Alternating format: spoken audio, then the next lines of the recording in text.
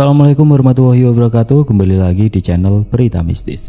Untuk kisah kali ini masih melanjutkan dari kisah yang sebelumnya, sebuah kisah dari tulisannya Inna Asmalik, kisah yang berjudul Luduh Berdarah. Dan sebelum kita lanjut ke ceritanya, tekan dulu tombol like video ini dan jangan lupa tekan juga tombol subscribe channel ini. Nyalakan juga lonceng notifikasinya agar tidak ketinggalan cerita-cerita lainnya dari channel ini. Dan buat teman-teman yang pengen membaca langsung ceritanya, nanti silahkan saja kunjungi linknya yang nanti akan saya sertakan di kolom deskripsi.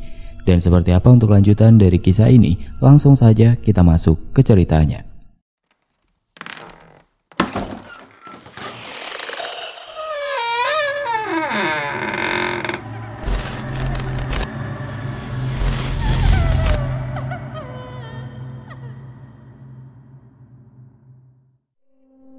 "Lan, bangun, kita nanti kesiangan loh," teriak Lisa membangunkan Wulan.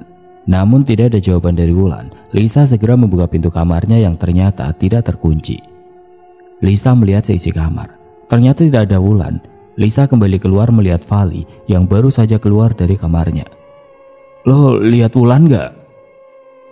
"Enggak," jawab Vali. Suara teriakan Ulfa dari belakang rumah membuat Lisa dan Vali langsung segera berlari menuju halaman belakang.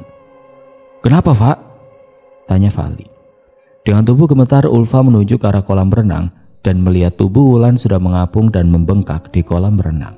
Vali dan Lisa terkejut, namun tubuh Lisa tampak terhuyung dan pingsan seketika itu juga. Vali langsung menyandarkan tubuh Lisa ke bahunya dan meminta Ulfa menelpon Ibu Riana untuk memberitahu kejadian ini. "Lis, bangun Lis." Vali menepuk pelan pipi Lisa dan membalurnya minyak hangat di bagian dahi dan hidungnya sehingga Lisa tersadar. Saat baru saja ia membuka matanya, ia melihat samar wajah Vali, Ulfa dan satu sosok lain yang menyeramkan berada di belakang Ulfa. Teriak Lisa langsung mengamuk membuat Vali dan Ulfa kebingungan. "Maafin gua Rindu, please ampuni gua," rengek Lisa terlihat begitu ketakutan. "Lu kenapa Lis? Tenangin diri dulu. Gak ada Rindu di sini," kata Vali yang membuat Lisa langsung tersadar. "Wulan, dia beneran tenggelam?" tanya Lisa sambil menangis. "Iya, kita udah telepon Ibu Riana dan pihak kepolisian biar kesini," kata Ulfa kemudian. Nafas Lisa terasa sesak.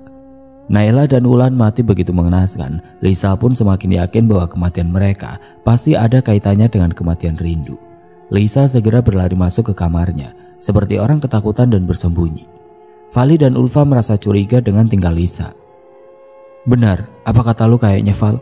Kematian Rindu ada hubungan sama mereka," bisik Ulfa dan Vali sambil melihat Wulan yang masih mengapung di kolam renang. Tidak lama Ibu Riana dan pihak kepolisian datang dan ada beberapa murid teman satu kelas Wulan pun ikut datang untuk menyaksikan kejadian mengenaskan yang dialami Wulan. Ibu Riana juga segera menghubungi keluarga Wulan di kampungnya untuk memberitahu berita kabar duka yang menimpa Wulan. Melihat Wulan yang mati tenggelam membuat Dimas tersadar kalau Rindu datang ke mimpinya untuk menceritakan semua yang terjadi kepada dirinya. "Gua mimpi kalau Rindu dibully sama mereka sampai mati. Kematian Wulan sama persis dengan kematian yang Rindu alami," ungkap Dimas pada Vali dan Ulfa berbisik. "Lo mimpi gimana?" tanya Vali penasaran. "Gua mimpi Rindu ditenggelamkan di kolam renang sama Lisa dan teman-temannya," balas Dimas dengan wajah masih terlihat penuh kesedihan. "Terus kenapa bisa ada di danau?" "Gua langsung sadar habis itu dan gua tidak tahu kenapa Rindu bisa ada di danau, tapi di mimpi gua jelas banget kalau Rindu meninggal ditenggelamkan sama mereka di kolam renang," runtuk Dimas begitu penuh amarah. "Oke, sesuai ide yang gue kasih tahu ke Ulfa, kita harus bawa Lisa main ke permainan itu," kata Vali dan Ulfa mengangguk. Dimas pun diberitahu rencana Vali untuk mengajak Lisa bermain permainan ludo. Malam harinya Lisa masih terlihat mengurung diri di kamarnya karena ketakutan kalau sosok Rindu akan menghantuinya dan membunuhnya. Tok tok tok. Lisa mendengar suara ketukan pintu dan membuatnya begitu ketakutan. Lisa tidak langsung membukanya karena takut kalau ketukan pintu itu adalah hantu sosok Rindu yang datang menuntut balas atas kematiannya. "Lis, ini gua Vali," seru Vali yang membuat nafas Lisa sedikit lega dan beranjak dari kasur untuk membuka pintu kamarnya. "Apa?" tanya Lisa setelah membuka pintu kamar. "Tuh, di ruang tamu ada Dimas. Kita semua mau hibur lo biar gak merasa berduka karena kepergian Wulan dan Naila, kata Vali dan Lisa. Kemudian mereka segera menuju ruang tamu dan Dimas sudah duduk di sofa. Lisa memperhatikan Vali dan Ulfa penuh rasa kecurigaan sambil mengikutinya dari belakang. Lis, gue boleh kan datang ke kos? Soalnya aku juga kesepian di rumah. Sekalian ngelepas rasa rindu gue sama Rindu, kata Dimas penuh basa-basi. Iya Dim, nggak apa-apa kok kalau lo mau kesini, saut Lisa sedikit tergagap perkataannya. Pas nih, kita ada 4 orang, kata Ulfa yang langsung mengeluarkan permainan ludo. Lisa tampak terkejut melihat permainan itu dan raut wajahnya berubah menjadi ketakutan. Kenapa lo keluarin mainan itu? Tanya Lisa ketakutan. Gue mau ngajakin lo main ludo, balas Vali. Gue gak mau, tolak Lisa segera dan ingin pergi ke kamar. Tetapi Dimas mencekal tangannya. Mau kemana Lis? Main ludo aja sama kita barengan. Kok main ludo aja takut? Tanya Dimas yang membuat Lisa menoleh ketakutan dan terpaksa mengikuti permainan ludo itu agar mereka tidak merasa curiga. Ya udah, gue mau main ludo sama kalian, jawab Lisa menjadi gugup. Ulfa langsung menggelar ludo di meja dan mensejajarkan pion-pion di dalam kandang. Syarat permainannya, yang masuk kandang harus ditampar, kata Dimas yang membuat Lisa terkejut. Dimas segera mengulang permainan ludo yang dimainkan Lisa, Wulan dan Naila di saat merundung rindu pada saat itu. Enggak, gue gak mau kayak gitu, tolak Lisa. Kenapa? Ayolah, pasti seru, kata Vali sambil memperhatikan reaksi wajah Lisa. Kita main normal aja atau enggak pakai uang? Enggak lah, enggak seru kalau pakai uang. Lebih baik yang kala itu ditampar, kata Vali kekeh sambil mendekatkan wajahnya ke wajah Lisa sampai Lisa ketakutan. Ayo kita umpimpa, ajak Ulfa. Sementara dengan degupan jantung yang tidak karuan, Lisa terpaksa mengikuti permainan ludo tersebut meskipun rasa ketakutan begitu menyelimuti dirinya. Oke, gua mulai duluan, kata Dimas. Suara kocokan dadu itu membuat kepala Lisa mendadak sakit. Lisa mendadak lemas dan sekujur tubuhnya merasa keringat dingin mulai bercucuran. Tiba-tiba terdengar suara sosok Rindu di tengah Lisa. Lisa pun mendadak panik dan mencari di mana asal suara itu berada. Lisa tidak mampu fokus memainkan permainan ludonya hingga akhirnya pion yang ia mainkan dimasukkan ke dalam kandang oleh Vali. Tampar, tampar, sorak Ulfa saat Vali terlihat hendak menampar Lisa. Gua tampar ya, kata Vali. Sebenarnya Lisa ingin menghindar, tetapi ia takut dikatakan pecundang oleh yang lainnya. Secara, kini teman-teman satu gengnya sudah tidak ada lagi. Lisa merasa kalau Vali itu berubah menjadi sosok Rindu. Wajahnya bengkak dan penuh luka, sedang menatap tajam Lisa penuh kebencian. Dilayangkannya tangan Vali yang Lisa lihat, dia adalah Rindu yang siap menamparnya dengan kuku yang begitu tajam sehingga Lisa menjerit histeris begitu ketakutan. Tidak Rindu, jangan lakukan itu, ampun, teriak Lisa ketakutan menjerit dan menutup wajahnya dengan kedua tangannya. Kenapa Rindu? Itu Vali yang menampar lo, kata Ulfa. Tetapi Lisa tidak menghiraukan perkataan Ulfa dan masih menutup wajahnya. Vali mengurungkan dirinya untuk menampar karena melihat Lisa tampak begitu ketakutan. Katakan sama kita, apa yang lo sembunyiin soal kematian Rindu? Tanya Dimas yang membuat Lisa terdiam dan menoleh ke arah Dimas, Vali dan Ulfa. Lisa juga melihat sosok Rindu ada di belakang Vali, tengah menatapnya tajam. Lisa masih menatap ketiga temannya dengan perasaan gugup dan ketakutan. Bila ia mengungkapkan, ia harus siap-siap mendekam di penjara. Namun jika tidak, Lisa akan terus dihantui oleh sosok Rindu dan mungkin juga akan menjadi korban berikutnya. Jawab Lisa, bentak Dimas yang membuat Lisa semakin gemeteran. Gua waktu itu cuma mau main-main sama Rindu. Terus gua nggak tahu kalau nyatanya Rindu bakalan mati, ungkap Lisa, yang membuat Dimas segera mendengar pernyataan Lisa. Brak! Dimas menggebrak meja sehingga semuanya terkejut, terutama Lisa yang sudah ketakutan. Jadi lo yang tenggelamkan Rindu kan? Tanya Dimas dengan emosi. Gua nggak sengaja, Dim, teriak Lisa sambil memejamkan mata dan menundukkan kepalanya. Kenapa lo lakuin itu, Lis? Lisa justru menangis terisak. Tubuhnya gemetar dan rasa takut terus menyelimuti dirinya. Naila yang ngajakin main ludo seperti ini, yang kalah ditampar. Terus waktu gue ditampar Rindu, Gue gak terima dan kita lempar dia ke kolam renang. Gue gak tahu kalau dia gak bisa renang. Tapi lo bukan nolongin, sengaja menenggelamkan dia kan? Dimas masih tampak emosi. Gue gak sengaja, teriak Lisa sambil menangis lagi. Terus gimana Rindu bisa tenggelam di danau? Tanya Ulfa kemudian. Kita semua ketakutan kalau jadi tersangka. Jadi gua, Naila dan Wulan bawa Rindu ke danau dan kita lempar dia ke danau biar orang mengira Rindu itu mati tenggelam. Lisa menjawab jujur dan tidak sedikit pun kejadian yang ia tutupi. Iblis emang lu, Lis. Lo harus tanggung jawab soal kematian Rindu. Tuding Dimas kesal dan ingin membawa Lisa ke kantor polisi. Dim, gue mohon Dim, jangan laporin gue. Gak lama bakal ujian. Gue gak mau kalau gue mendekam di penjara. Gue mau kuliah, gue mau gapai cita-cita gue. Lisa memohon pada Dimas. Lo kira Rindu gak punya cita-cita ah? Salah Rindu apa sama lo semua? Sungut Dimas sambil meraup kasar wajahnya. Ini harus dibawa ke jalur hukum sih Lis. Lo soalnya udah bunuh orang, saut Fali, dan Lisa menoleh sambil menggelengkan kepalanya, kemudian beranjak dari tempat duduknya. Enggak, gue gak mau dipenjara. Gue udah berusaha jujur dan gue harap kalian mau maafin gue. Lirik Lisa dengan wajah penuh penyesalan. Kita? Kenapa harus kita? Lo ada masalah sama Rindu. Kalau lo gak masuk penjara, palingan lo bakalan masuk neraka. Runtuk Ulfa kemudian. Enggak, gue gak mau masuk penjara, teriak Lisa kemudian melarikan diri dan berlari keluar dari rumah. Lisa! Dimas, Fali, dan Ulfa mencoba mengejar Lisa yang berusaha melarikan diri, namun entah kemana hilangnya. Lisa melarikan diri begitu cepat dan tidak tahu di mana harus mencarinya. Biarin aja dulu Dim, gue yakin dia bakalan balik lagi ke sini. Mau sampai kapan dia bertahan di luar? Fali meminta Dimas untuk tidak mengejarnya. Dimas memukul dinding rumah dan menangis frustasi karena kematian Rindu kekasihnya yang begitu sangat tragis.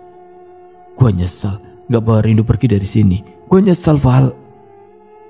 Pada waktu itu sebelum mereka jadian, Dimas melihat Rindu di sebuah taman sambil menulis sesuatu. Wajahnya lebam seperti habis dipukul, matanya sembab seperti habis menangis.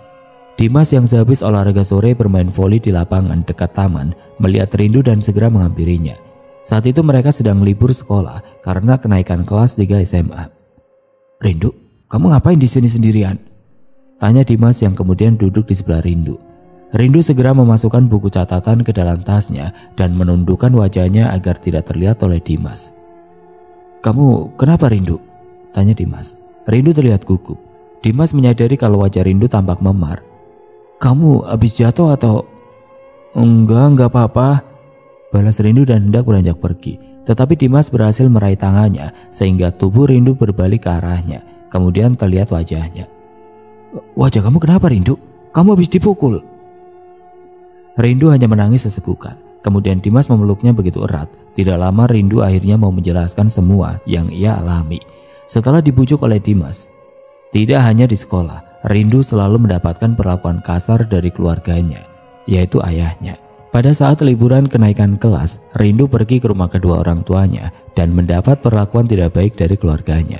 Sementara saat Ibu Raya, ibunya Rindu tidak mengetahui apa yang sedang dialami oleh putrinya. Pada saat itu Ibu Raya pergi ke pasar untuk membeli bahan masakan. Rindu masih tertidur pulas karena bergadang menonton film drama favoritnya. Kesempatan mumpung hari libur, Rindu memanfaatkan waktu untuk memanjakan dirinya. Namun kejadian tidak diduga akan menimpa dirinya. Ia yang sedang tertidur pulas di dalam kamar, tubuhnya dipandangi oleh sang ayah.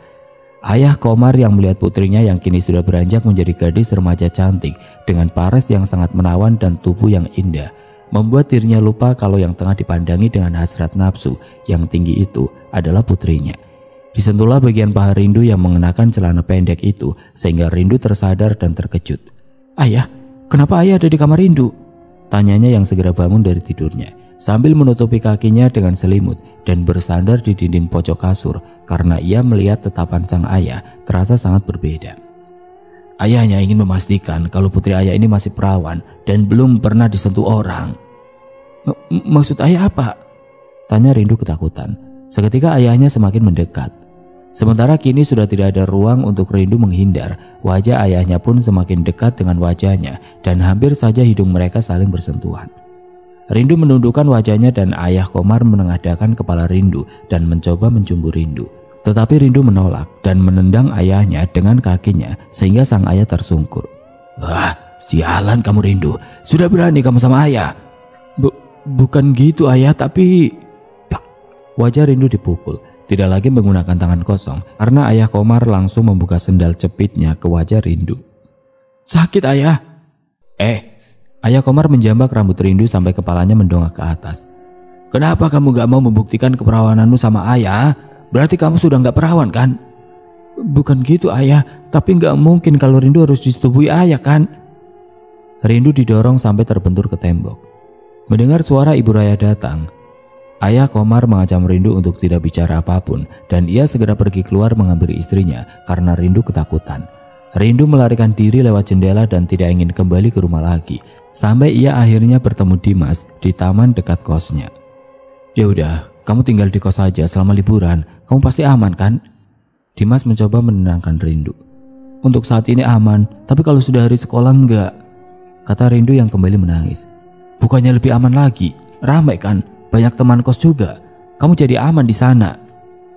Dimas awalnya tidak mengetahui apa maksud Rindu merasa tidak aman saat sudah masuk hari sekolah. Ternyata ia juga selalu saja dirundung oleh Lisa dan teman-temannya. Dimas, kalau ada tempat kos yang lain, kamu bisa info sama aku kan? Kata Rindu yang terasa sangat berat. Seperti sedang menyembunyikan sesuatu, tetapi Rindu takut untuk mengungkapkannya. Dimas mengira kalau Rindu takut pada ayahnya, bukan pada Lisa dan teman-temannya. Dimas tidak tahu kalau ternyata perundungan yang dialami Rindu begitu sangat kelewatan batas. Namun ia mengira kalau perundungan yang dilakukan Lisa dan temannya hanya sebatas menyuruh Rindu mengerjakan PR mereka dan menyuruh-nyuruh Rindu melakukan sesuatu bukan untuk menyakitinya. Dimas menangis menyesal tidak segera membawa Rindu pergi dari rumah kos Ibu Riana. Setelah semua terjadi dan terungkap, ia baru menyesali kalau terlambat menyelamatkan Rindu. Pantas saja Ibu Raya tidak terlalu mengusut kejanggalan kematian putrinya dengan tuntas karena ada tekanan dari Pak Komar ayahnya Rindu untuk segera menganggap kasus ini telah selesai. Fali dan Ulfa mencoba menenangkan Dimas yang masih menangis tergugu sambil menutup kedua matanya sambil menyandarkan kepalanya di tiang. Seorang pria yang biasanya menutupi rasa sakit dan sedih, tetapi ia tidak bisa menahannya karena begitu terpukul karena telah kehilangan kekasih yang sangat dicintainya. Kita harus lapor polisi supaya Lisa bisa tanggung jawab atas perbuatannya, kata Ulfa yang sudah geram. Sebaiknya kita bicara juga sama orang tuanya Lisa kalau anaknya sudah membuat Rindu meninggal karena ulah perundungannya, usul Fali. Dimas segera menyeka air matanya. Ia menggelengkan kepala dan tidak setuju dengan apa yang dikatakan oleh Ulfa dan Fali. Biarkan saja Rindu membalaskan dendamnya dengan caranya sendiri. Gue yakin Rindu gak bakalan buat dia tenang seperti teman-temannya yang sudah mati secara mengenaskan. Fali dan Ulfa saling bertatapan. Memang benar, sekalipun Lisa sudah mengakui perbuatannya dan dihukum mendekam di penjara, tidak akan mampu membuat Rindu hidup kembali dan hanya kematianlah yang bisa membayar perlakuan Lisa secara tuntas. Mereka mengerti sekali bagaimana hancurnya perasaan Dimas saat ini. Baru saja Rindu menerima cintanya yang sedari dulu tidak pernah diberi kepastian, tetapi tidak berlangsung lama karena Rindu sudah kehilangan nyawanya. Belum sempat Dimas memberikan kebahagiaan di kehidupan Rindu, ia sudah menghilang dan tidak akan pernah kembali. Lisa masih terus berlari sampai dadanya terasa sesak dan ia berhenti di sebuah pos yang terlihat kosong. Seperti tidak biasanya, malam ini tidak ada yang nongkrong di balai. Lisa mengatur nafasnya dan merogoh ponsel yang ia simpan di saku celananya. Lisa menekan nomor salah satu orang tuanya. Gue lebih baik pulang ke rumah supaya gue aman gak tinggal di kos itu lagi, gumam Lisa dengan tangan gemeteran yang menempelkan ponselnya di telinga. Tidak ada jawaban karena orang tua Lisa masih sibuk di acara tahlilan wulan yang tidak jauh dari rumahnya. Duh, angkat dong Bu. Lisa mencoba menghubungi nomor kedua orang tuanya kembali. Sudah beberapa kali masih juga tidak ada jawaban. Sepertinya Lisa putus asa. Ia bersandar sebentar di balai dan melihat ada warung kecil di depan gang. Lisa segera menuju warung kecil itu untuk membeli air minum karena merasa sangat haus sekali. Warung kecil dengan penerangan sederhana menggunakan lampu bohlam kuning membuat warung itu tampak menyeramkan. Apalagi warung itu ada di dekat danau, tempat di mana Rindu tenggelam. Lisa pun tidak sadar sejak kapan ada warung kecil berdiri tidak jauh dari danau itu. Bu, airnya 1 botol, kata Lisa sambil mengambil air yang sudah tersedia di lemari pendingin yang ada di depan warung dan memberi 1 lembar uang 10.000. Tidak ada jawaban. Si penjual itu hanya mengambil uang yang diberikan Lisa. Karena sudah merasa haus, Lisa langsung duduk di kursi yang ada di depan warung dan menengguk air dingin dalam botol itu. Seketika mata Lisa membola dan memuntahkan air yang ia minum. Rasanya air minum itu seperti berlumut. Lisa melihat air mineral di botol yang ia minum semula jernih, kini menjadi keruh dan berlumut seperti air danau. "Wah, air apa ini?" runtuk Lisa sambil memeriksa air yang diminumnya. Lisa terkejut, air yang keruh berlumut itu di dalam botol tampak pion merah dan dadu-ludu. Sekujur tubuh Lisa langsung terasa dingin dan tengkuknya meremang. Ia langsung menoleh ke arah warung dan tidak terlihat kalau ada penjual yang ada di warung itu. Lisa segera pergi dari sana karena ia sudah merasa janggal. Karena keadaan warung di dekat danau itu, Lisa segera membuka ponselnya sambil berjalan pelan untuk memesan ojek online. Tetapi jaringan pun hilang seketika. Kemana sih sinyal jam segini? Kok tiba-tiba error? Rutuk Lisa sambil menepuk-nepuk pelan ponselnya. Pure. Terdengar seperti ada suara yang tercebur ke danau dan membuat Lisa terberajat kaget. Lisa melihat seperti ada kepala yang tertutup rambut sehingga tidak menampakkan wajahnya, tampak mengambang di tepi danau. Wajah Lisa mendadak panik, tubuhnya pun gemeteran karena ketakutan. Namun ia juga dihantui rasa penasaran untuk melihat sesuatu yang tenggelam itu. Lisa mendekat ke arah danau dan memastikan apa yang ia lihat itu benar, manusia atau hanya halusinasinya saja. Sementara di saat Lisa mendekat, apa yang terlihat untuk memastikan dengan mengambil sebatang ranting pohon yang terjatuh dan menyentuhnya yang dia pikir kepala manusia. Lisa memukul benda yang mengapung itu. Benda seperti kepala itu membalik dan Lisa langsung menjerit dan beringsut mundur sambil merangkak. Bagaimana bisa sosok kepala buntung yang mengapung itu mirip sekali dengan wajah dirinya? Enggak, itu bukan gua masih hidup, kata Lisa sambil mencubit pipinya pelan untuk memastikan ia sedang bermimpi. Pada saat Lisa menoleh ke arah belakang karena ada suara yang ia dengar seperti orang yang baru habis berenang, Lisa dikejutkan dengan sosok Rindu yang berdiri dengan tubuh basah kuyup. Jangan, ampuni gua Rindu, teriak Lisa sambil merangkak mundur begitu ketakutan. Tubuh Rindu tampak basah dan penuh luka. Juga bau busuk yang menyeruak dengan tatapan penuh kebencian berjalan perlahan ke arah Lisa, membuatnya menjerit histeris ketakutan. Lisa cepat-cepat berlari hendak meninggalkan tempat itu. Meskipun langkahnya terasa sangat berat, Lisa berusaha melarikan diri karena tidak ingin menjadi korban Rindu selanjutnya. Gua udah ngaku salah Rindu, tolong jangan bunuh gua, teriak Lisa sambil berlari sekuat tenaga. Sementara itu sambil berlari, Lisa melihat kini Rindu sudah berdiri di hadapannya dan langsung mencekiknya. Lisa sampai tidak bisa berbicara. Kau yang bilang permainan ini belum selesaikan, mari kita selesaikan, kata sosok Rindu dengan suara terdengar mengerikan. Kedua mata Lisa melotot tegang dan berusaha melepaskan cengkeraman tangan sosok di lehernya. Lisa begitu kesulitan untuk melepas cengkeraman tangan Rindu yang begitu kuat mencekik lehernya. Ia pun juga dapat melihat dengan jelas wajah Rindu yang rusak dan berbau busuk. Lisa memejamkan matanya karena ketakutan. Air matanya mengalir deras karena tidak sanggup menahan rasa sakit dan ketakutan itu. Tidak lama dengan seketika tubuhnya lemas dan ia tidak sadarkan diri. Brak! Lisa jatuh pingsan di tepi danau Oang. Terdengar suara jangkrik. Lisa mengerjapkan matanya dan ia baru tersadar kalau dirinya jatuh pingsan di atas serumputan tepi danau yang tampak basah karena embun malam.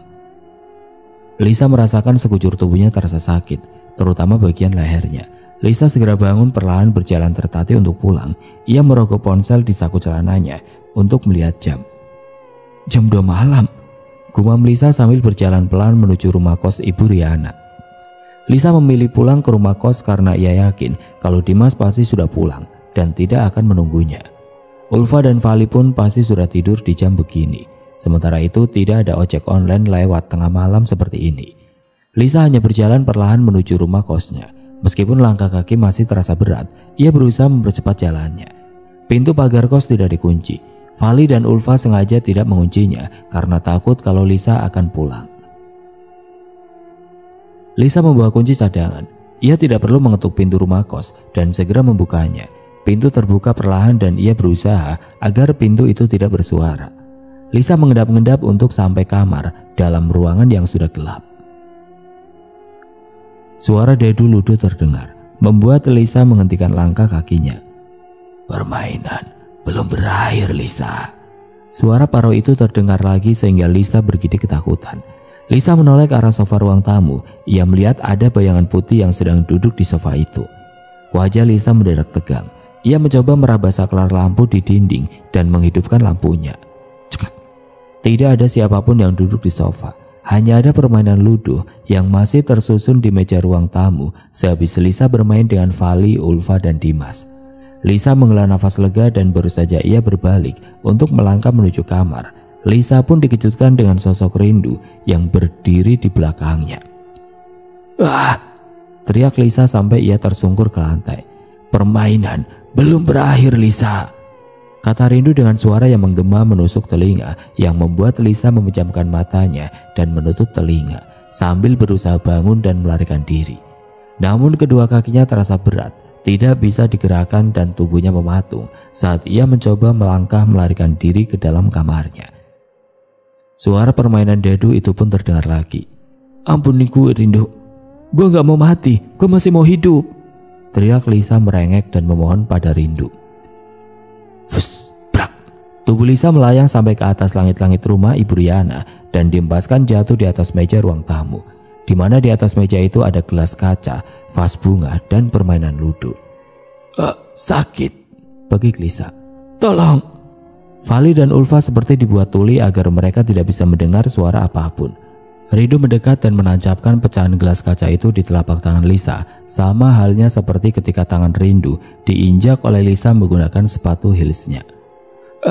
Ampun Rindu," teriak Lisa saat melihat pecahan gelas kaca menancap di telapak tangannya. Kemudian ia berusaha untuk berdiri.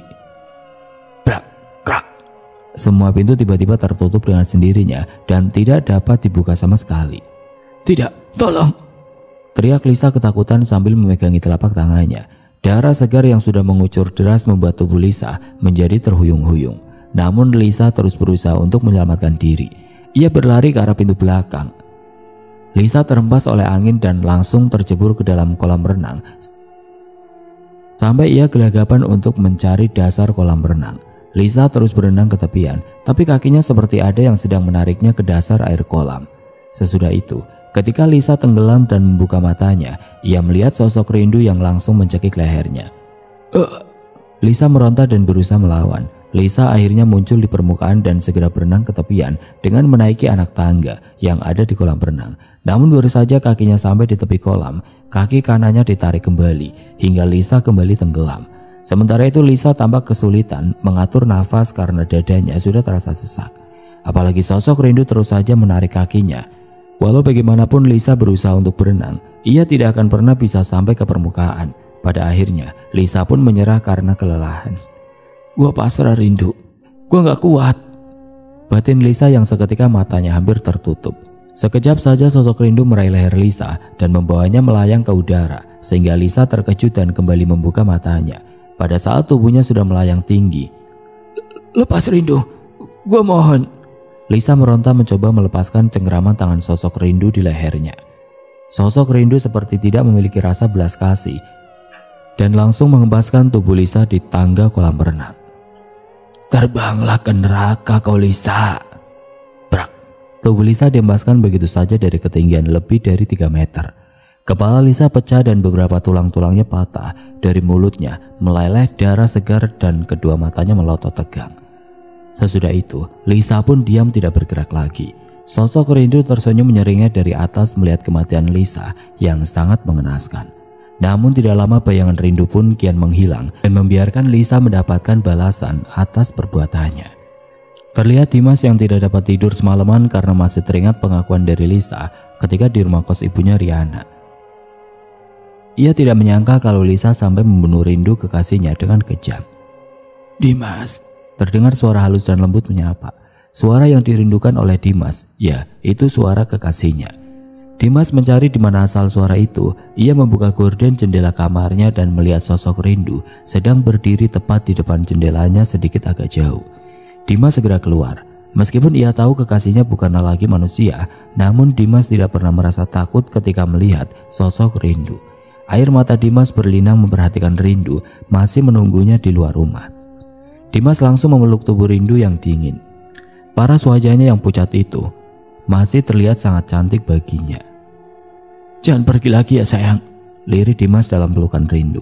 Sosok Rindu segera melepaskan pelukan kekasihnya. Bukan tidak ingin berlama-lama bersama Dimas, tetapi ia harus menyadarkan Dimas kalau mereka sudah tidak bisa menyatu. "Waktuku sudah habis, Dimas." "Enggak, kamu jangan pergi," rintih Dimas tampak tersirat kesedihan di wajahnya. "Alam kita sudah berbeda. Aku datang menemuimu untuk berpamitan sama kamu. Mungkin ini terakhir kalinya aku datang. Aku ucapkan terima kasih sudah mencintai aku dengan tulus," kata Rindu yang membuat Dimas tidak mampu berkata-kata lagi selain menangis. "Carilah kekasih yang baik, karena kita tidak akan bisa bersatu. Aku merelakanmu, Dimas," tambah sosok Rindu lagi yang membuat Dimas menggelengkan kepalanya. "Gak, Rindu, aku masih berharap kalau kita akan bersama selamanya." Suara Dimas terdengar begitu lirik. Tidak ada jawaban lagi dari sosok Rindu, selain secercah senyuman mereka yang ia lukiskan di wajahnya yang putih pucat. Dimas diam tidak mampu berbuat apa-apa untuk menahan Rindu tetap bersamanya. "Rindu, tunjukkan di mana surga itu. Tunjukkanlah padaku kalau kamu bahagia dan tidak menderita lagi seperti kamu ada di dunia ini," ucap Dimas terdengar begitu lirih dan tiada henti-hentinya ia menangis. Bayangan Rindu pun kian memudar menghilang. Dimas tidak mampu menggapai tubuh Rindu lagi. "Rindu, Rindu!" teriak Dimas menangis saat bayangan Rindu lenyap di hadapannya. Tubuh Dimas lunglai dan jatuh terduduk di rumputan hijau sambil meraupnya dan memukul tanah rumputan itu berkali-kali. Dimas menangis terseduh-seduh karena begitu kehilangan wanita yang sangat ia cintai. Rasa sesal yang ada dalam hatinya menjadi satu. Penyesalan pada diri Dimas karena baru mengetahui kisah pilu yang dialami oleh Rindu, hingga akhirnya ia terlambat untuk menyelamatkan kekasihnya itu. Ponsel Dimas berdering di atas meja kecil yang ada di sebelah ranjangnya.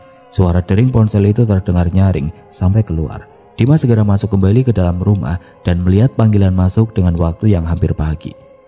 "Vali." "Halo Dimas. Kenapa, Val?" tanya Dimas khawatir karena mendengar suara Vali dari sambungan telepon tampak gugup. "Lisa, dia meninggal, badannya hancur seperti orang habis terbanting di tangga kolam renang." Suara Vali tampak ketakutan dari seberang telepon sana. Dimas termangu, ia tidak menjawab apa kata Vali di telepon. Dimas justru mengingat Rindu yang berpamitan kepadanya untuk selama-lamanya. "Halo Dim, lo denger gua? Lo bisa kesini sekarang?"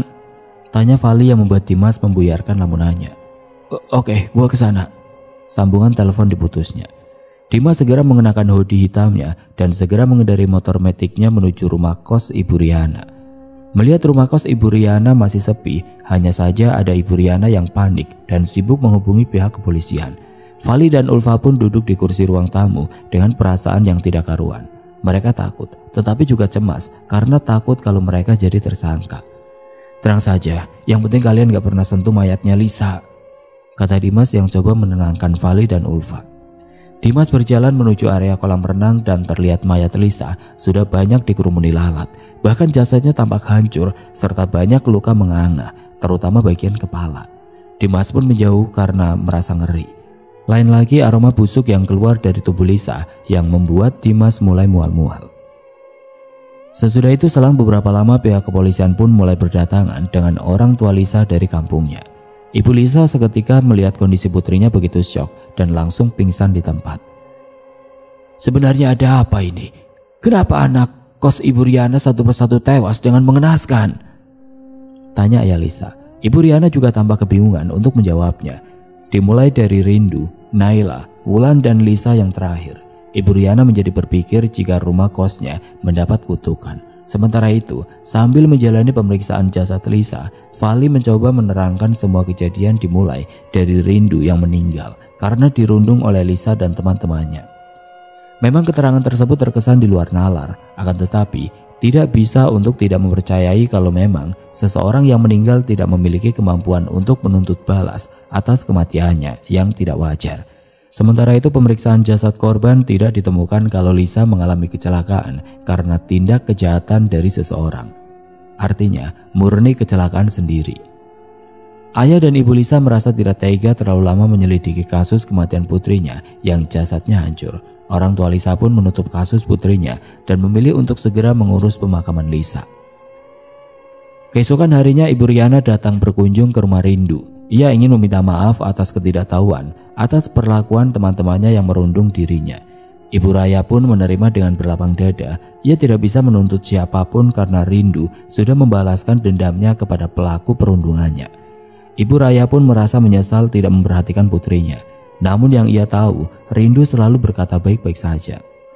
Saya kira Rindu suka tinggal di kos karena banyak teman-temannya. Soalnya waktu liburan sekolah saja, Rindu tidak suka berada di rumah. Pak Komar pun hanya diam mengetahui kabar putrinya dirundung. Ia merasa gelisah karena pernah melakukan kesalahan yang fatal terhadap putrinya. Meskipun perlakuan nista yang ia perbuat belum sempat terjadi, Ibu Raya tidak mengetahui apa yang pernah Pak Komar lakukan terhadap putri mereka.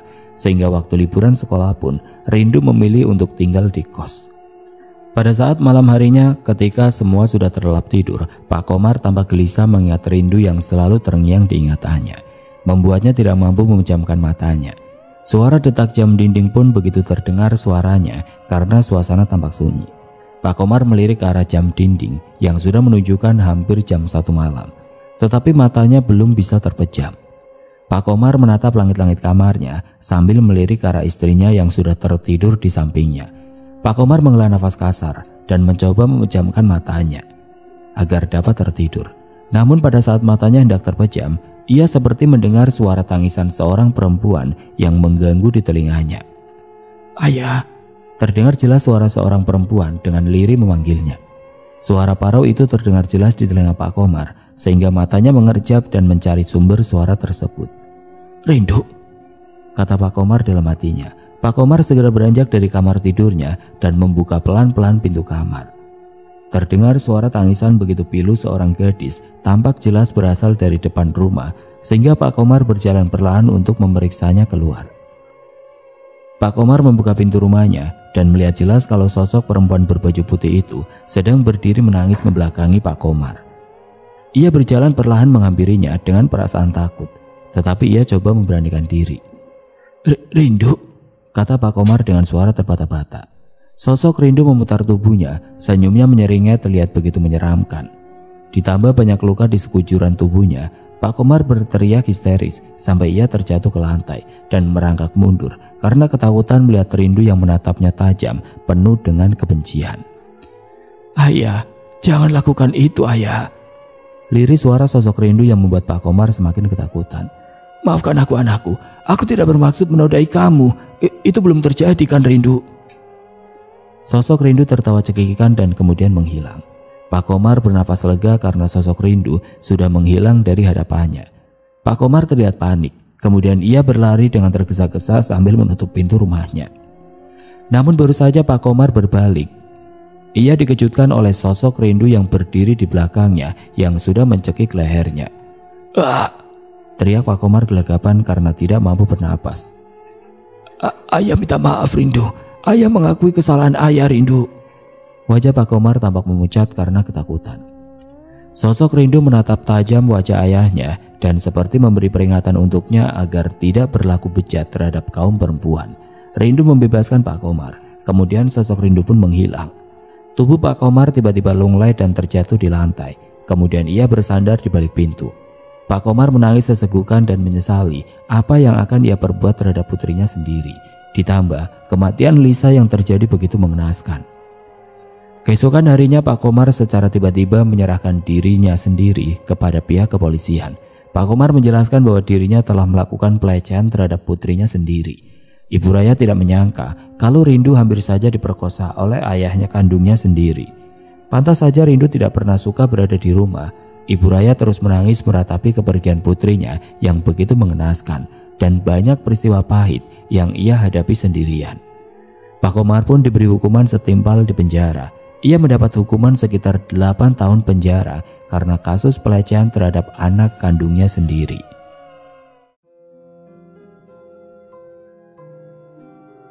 Oke teman-teman, sekian untuk kisah kali ini. Bagaimana menurut kalian tentang kisah ini? Tulis komentar kalian di kolom komentar. Dan semoga apa yang sudah saya bagikan dalam kisah ini dapat dijadikan pembelajaran untuk kita semua. Buat teman-teman yang baru bergabung, jangan lupa untuk like, komen, share, serta subscribe channel ini. Dan nantikan kisah-kisah horor berikutnya tetap di channel Berita Mistis. Wassalamualaikum warahmatullahi wabarakatuh.